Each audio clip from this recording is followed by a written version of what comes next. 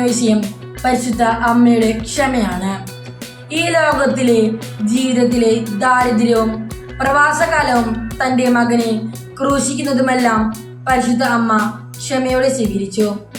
പ്രവൃത്തികളെന്തിന്, വാക്കുകളിൽ പോലും ക്ഷമ കെട്ടുപോകുന്ന പാപികൾ, ഞങ്ങൾക്ക് മാതാവേ നീ ഈശോയിലേക്ക് പാതയൊരുക്കണമേ. നിന്റെ ജീവിതം നോക്കി ക്ഷമയുള്ളവരായിരിക്കാൻ പരിശുദ്ധ അമ്മേ ഞങ്ങൾക്ക് വേണ്ടി പ്രാർത്ഥിക്കണമേ. നന്മ നിറഞ്ഞ മറിയമേ സ്വസ്തി, കർത്താവ് നിന്നോട് കൂടെ സ്ത്രീകളിൽ അങ്ങ് അനുഗ്രഹിക്കപ്പെട്ടവളാകുന്നു. അങ്ങയുടെ ഉദരത്തിൻ ഫലമായി ഈശോ അനുഗ്രഹിക്കപ്പെട്ടവനാകുന്നു.